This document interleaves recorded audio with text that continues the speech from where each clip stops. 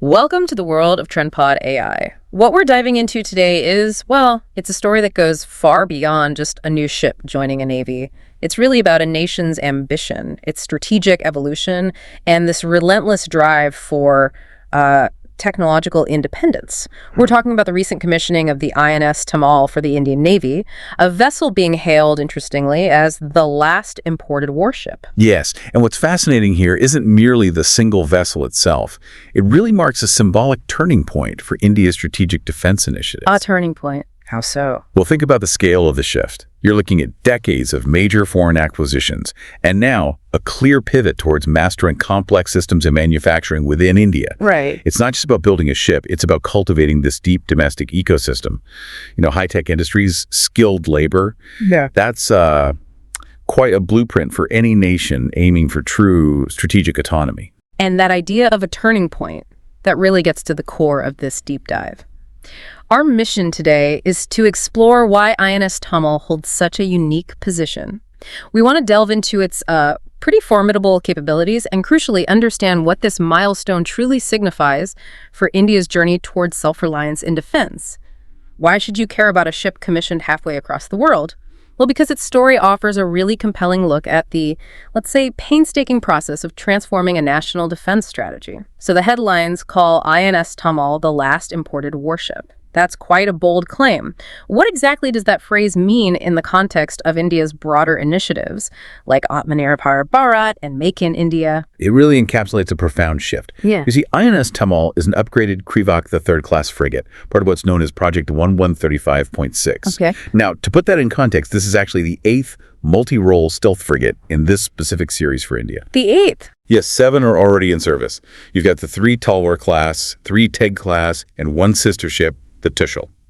Tamal is the second of those 2 upgraded Tushal-class ships, contracted way back in October 2016. So its commissioning literally closes a chapter then? Exactly. It closes that specific chapter of acquiring these particular frigates from abroad.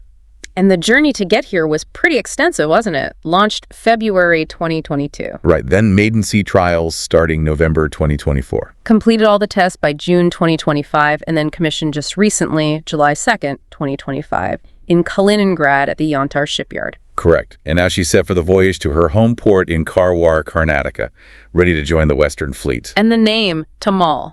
It's quite evocative, representing Indra's mythical sword. It is a powerful symbol of strength, and there's historical weight, too. It's the 51st vessel from Indo-Russian collaboration over, 65 years? 65 years, yeah. And its assignment to the Western Fleet, the sword arm, that fits perfectly. It does. The symbolism is quite deliberate. So it's clear this isn't just another ship launch.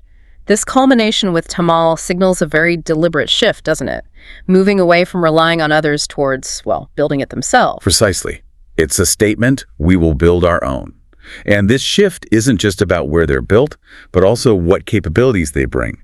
Let's get into the Tamal's arsenal. Absolutely. This 125-meter, 4,000-ton frigate is called a formidable moving fortress. And looking at the specs, you can see why. Heavily armed for its size.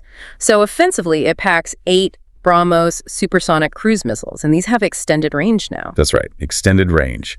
A significant boost for neutralizing threats much further out. And then for defense? It's got the vertically launched STIL MR-SAM. That's medium-range surface-to-air missiles. Provides layered defense against aircraft, drones, even incoming missiles. Layered defense, okay. Plus, there's an upgraded main gun, the A190-01 100mm with a low RCS cupola. Yes, RCS meaning radar cross-section. The design helps make it less visible to enemy radar and for close-in threats. The AK-630 CIWS, close-in weapon systems. 2 of them, the last line of defense, basically. Plus, anti-submarine capabilities are robust, too. Right, the RBU-6000 rocket launcher for urgent attacks on subs. Heavyweight torpedo tubes, decoy launchers. And it can carry helicopters, too. The Kamofs. Upgraded Kamov Ka-28s for anti-submarine warfare and Ka-31s for airborne early warning.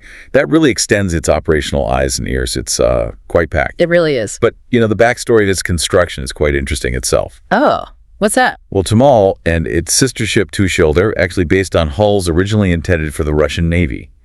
2 ships called Admiral Budakov and Admiral Budimir. Really? What happened? Their construction got stalled, Yeah. mainly because the Ukrainian Zorya mash-proked gas turbine engines weren't available after Russia's actions in Crimea. The engine issue.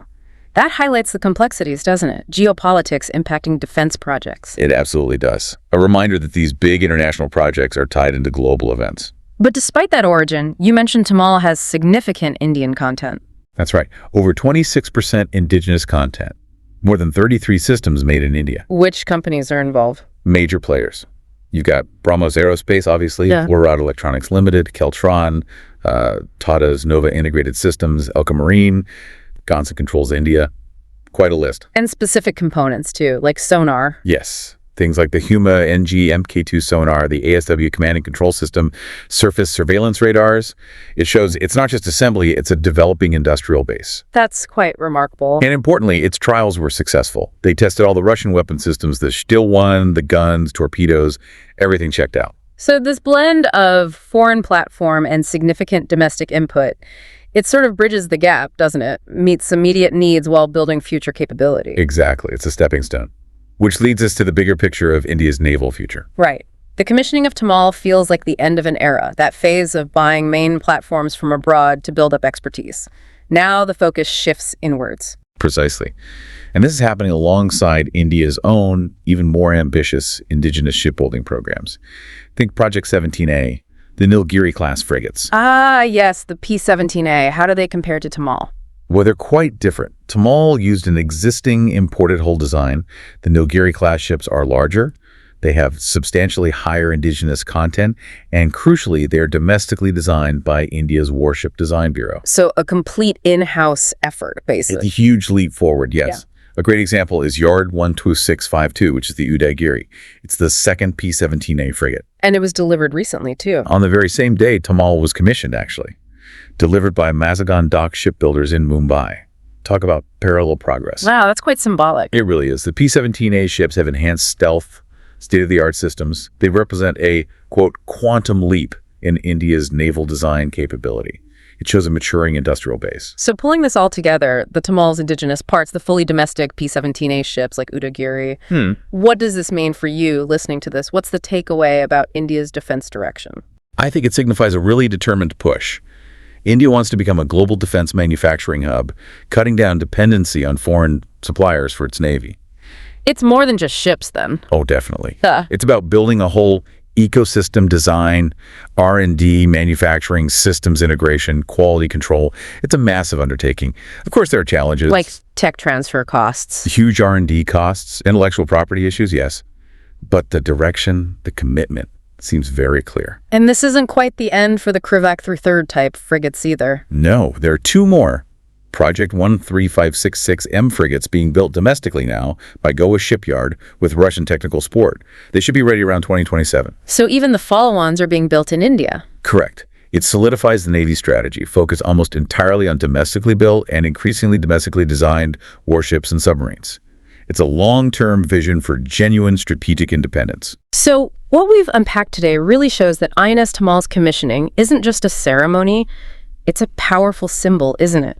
A pivot towards self-reliance, blending partnerships with boosting their own innovation. Absolutely. Yeah. And if we think bigger picture, what might this accelerating shift towards indigenous defense mean for, say, power dynamics in the Indian Ocean region in the coming years? Naval diplomacy, and maybe even broader than that. How might India's strategy influence other emerging powers who are also striving for more strategic autonomy? That's definitely something to mull over. The wider ripples of these kinds of national strategic shifts. Plenty to think about long after this deep dive is over.